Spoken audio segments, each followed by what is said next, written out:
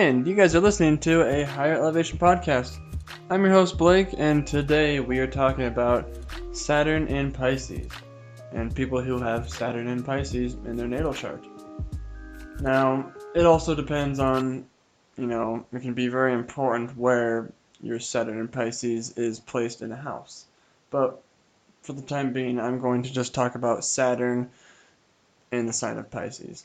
And obviously, we'll take a look at Saturn, which is duty, responsibility, things that you have to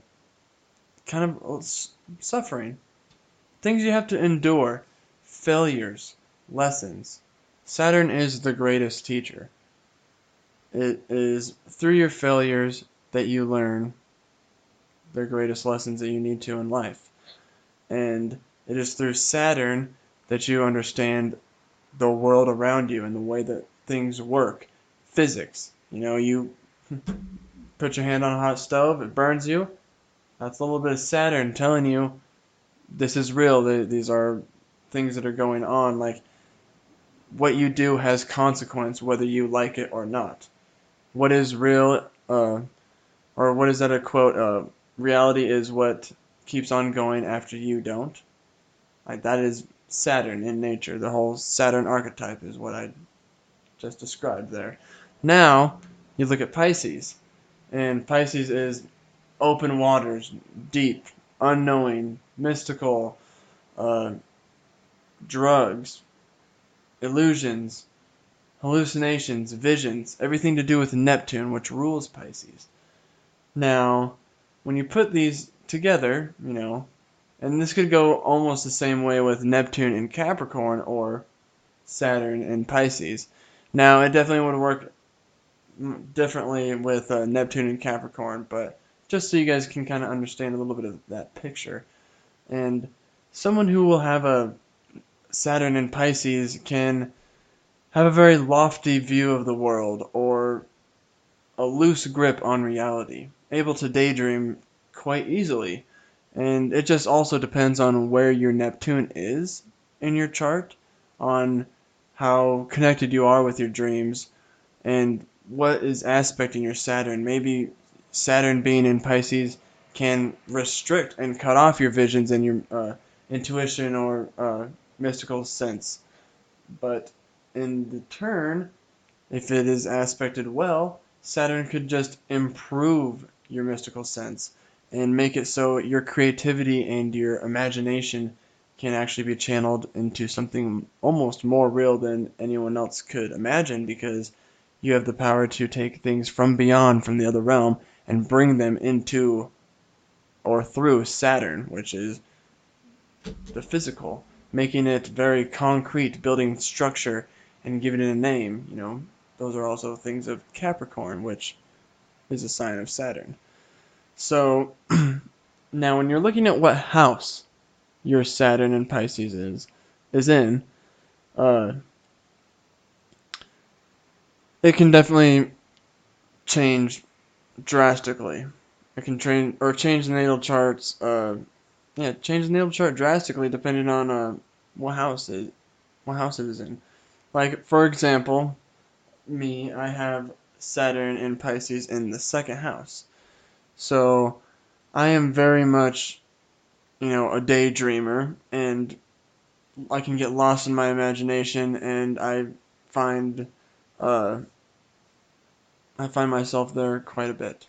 Now, when you bring in the second house, now if you remember from my house videos, that is the house of possessions and material wealth, but also value, and mainly value, because there is material wealth, but there is also material wealth that we value, and there's also things that aren't of material, but I guess I worded that very weird. I'm sorry, but there's things that we value equally, if not more, than our material possessions that are not tangible, and that is like relationships and morals and understandings. And when I say relationships, I'm not meaning second house has anything to do with relationships. That is the seventh house. But just your connection with the past and traditions and uh, pretty much what you value in the world, what you place worth on, whether that's yourself or things on the outside. And when you have Saturn and Pisces here, this can make it to where you very much value spirituality. That is something you uh, strive for in your morals. Or you could, like I said, it just depends on what your Saturn is aspected as, or in turn where your Neptune is. And you could be very cut off from these things. You could be more like morally disgusted with religion because you have that Saturn who is going against its Neptune or its Pisces. Like I said, depends on where it is in your chart and what's aspecting these planets. But you could have someone who like very much is uh, staunch against religion or like just cut off from spirituality in general and just doesn't get it, doesn't care, doesn't really want to care because they are very much blocked from any of the mystical and the unknown getting into the real world and the known. But like I said earlier, in turn, if this channel is favored, it can be very easy to have these things flow. I guess I'll give another example. Let's see, Saturn in Pisces in the 10th house. I mean, that would, for one, that is your 10th house is career or public image mainly. And they relate it to career because when you work a job for decades and decades, that is part of your public image. But the way the public sees you, the things that you have built up and that are seeable by all reality, not just by yourself or your reality, but the objective reality, things that you have put out into this world. So if you have Scorpio and Pisces, or Scorpio, Saturn in Pisces in the 10th house, this could be very much someone who has a occult or spiritual career or uh, representation out in the world. Or they could be someone who is, I will reiterate again and again throughout all my videos, but it just depends on where these are placed. But with Saturn and Pisces, it is a difficult position because it can go one way or the other. You could be very much a public figure for uh, why things in the mystical are a bunch of hogwash and how you can help everyone or show everyone how there is no connection because you have no connection either and you're very much able to understand that, I guess. Or it could go the other way with having such a deep connection with everything, it is not blocked, and it is very much able to take your creative ideas and put them into reality.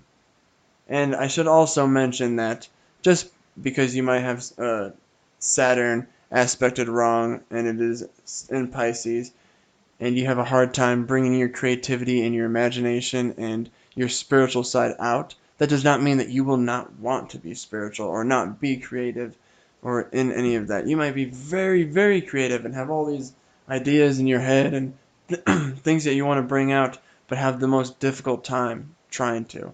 I mean, I can relate with, I am very connected with my intuition and spiritual side, but it has been an up and down and sideways and every which ways battle being able to connect this higher side of myself, going through different religions just by being in ones growing up and then leaving them and trying out different things. It all can be very confusing with Saturn and Pisces because you're trying to have a hand that is physical grasp something water, Pisces. In a nutshell, it is almost a paradox in itself, this pairing of planet and sign. And If it is aspected well, it can definitely help you and be a gift. And if it is not, it can definitely be hard and make it harder for you to connect on spiritual levels with other people. But there's also, in every weakness, there's a strength. In every strength, there is a weakness. Remember that. So, I hope this video was helpful. Let me know if there's anything I missed or anything you want to add right in the comments below. And thank you guys for listening. Thank you for watching me in the new year, and let's have a great 2018, guys. Until next time, adios. I'm gonna be an astronaut.